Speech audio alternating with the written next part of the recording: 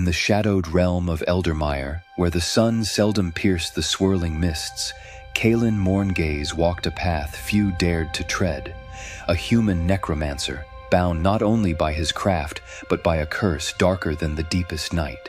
Each corpse he raised did not simply obey, it whispered. Echoes of memories long buried clawed at his sanity, shattered lives speaking through him, filling the silence with anguish, regret, and unspeakable pain. Caelan's story was one of torment, a man walking the razor's edge of sanity and damnation. What price would you pay to rewrite death's cruel decree? He mused, staring into the hollow sockets of a reanimated soldier drifting at his side. His soul, it seemed, was chained not just to the arts of raising the dead, but to every fragment of life those corpses once lived. His companions were unlikely. First, there was Lysanna, a fierce half-elf paladin whose faith in light burned like a beacon in the darkness. She did not trust Caelan, and she never pretended to. "The dead are not tools," she would say sharply, eyes blazing. Then came Garruk, a grizzled dwarven barbarian whose strength was matched only by his stubbornness, forever challenging Caelan's dominion over death with the primal might of life itself.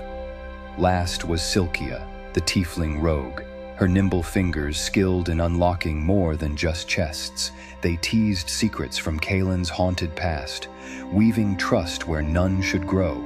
Together, they formed a fractured fellowship, united by circumstance, divided by belief.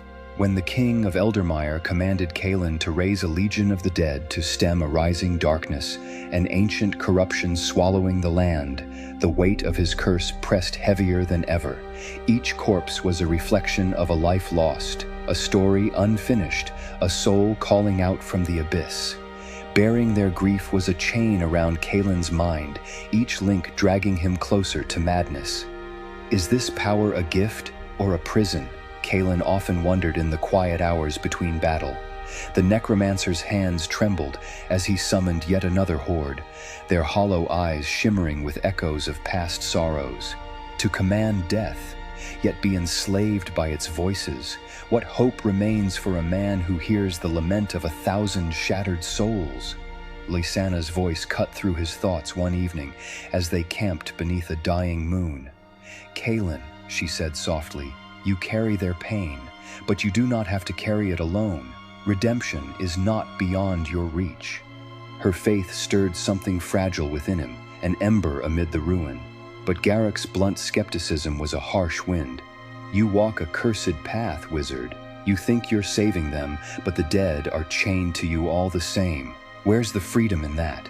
Silkea, ever the pragmatist, warned, "The king's orders won't wait for your soul's counsel.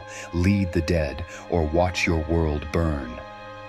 This was Caelan's crucible, to embrace the monster within, ceding his humanity to the countless voices clawing at his mind, or to reclaim his soul, risking the wrath of a darkness that could extinguish them all. One night, amid the shattered ruins of a battlefield thick with decay and sorrow, Caelan's fragile resolve shattered.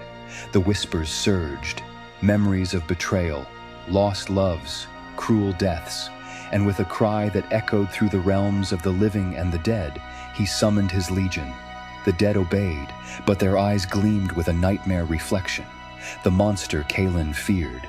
Yet in that grim moment, Lysanna stood beside him, her sword glowing with divine light.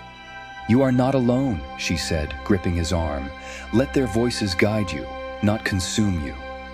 Struggling against the tide of madness, Caelan closed his eyes and reached out, not with magic, but with empathy, with understanding. Instead of commanding the dead, he listened. The legion's shrieks softened. Faces once twisted in torment softened, freed from their chains.